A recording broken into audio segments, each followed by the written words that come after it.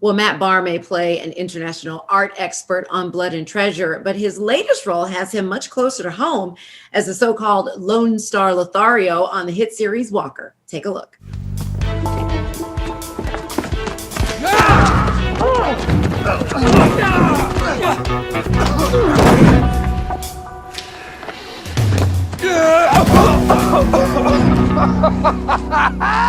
Oh, man! The look on your face. You son of a... Oh, come on, don't talk bad about him, Mother. I never knew. You did your touchdown victory dance before you stole my partner's truck. I should arrest you right here and right now.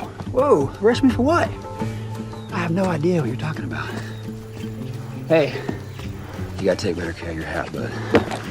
Let me tell you something. I'm almost blushing as we go into this because let's talk about that Walker entrance. Some magic Mike vibes there. It was almost too good. I want to ask you how you prepared for this. You know what I did? I was YouTubing male strippers. Come on. Yeah, I was, you should see my Google search after that. I mean, how comfortable or uncomfortable were you with shooting that scene after watching what you watched, on, Googling different things? Like in the moment, what was it like filming that for you? It was actually kind of nerve-wracking.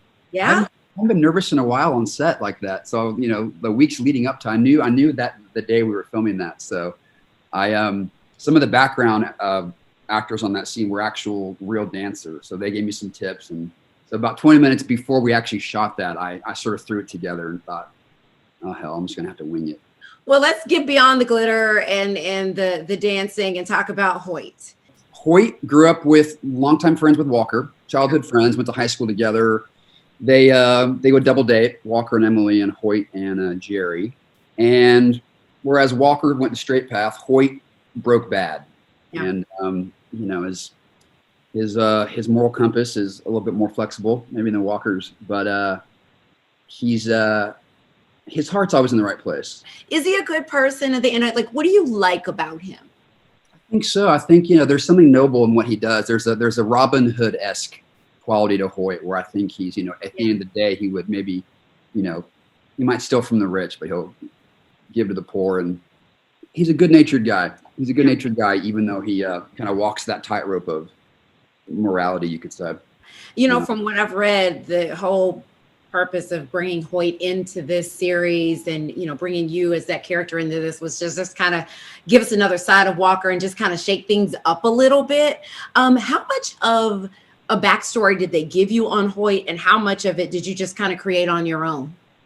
They did. The writers, Anna, Fricke, and Seamus did. They which I'm not sure how much the audience will ever really learn about this, but they gave me a pretty extensive backstory as to what Hoyt's been up to the past 10 years or whatever. And it does really inform, the decisions you make.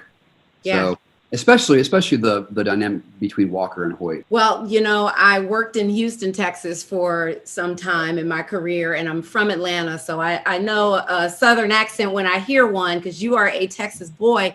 I got to ask you, though, seriously, how are your friends and family back home, considering everything that's going on in the state? Thank you for asking. Yeah, everyone's doing fine. They were, freezing their tails off for a while there. But, Texans we're not prepared for a blizzard. So. And this show, Walker, it actually films in Texas, yes?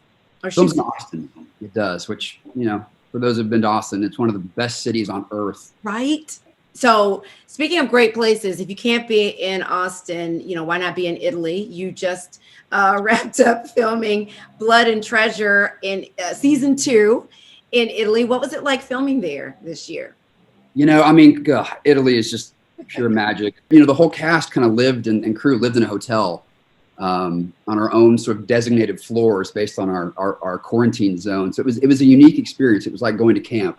I was going to say, that sounds like being at camp. That's got to be like a bit of an adventure within itself. Can you give us an idea of what we can expect for season 2?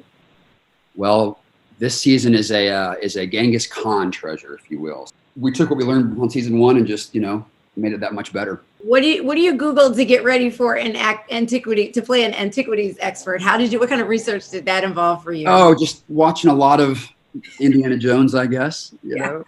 Well, I want to let everybody know that Blood and Treasure season 2 comes out this summer, and you can catch Walker Thursdays at 8 p.m. on the CW. Matt, thank you so much. Thanks for having me.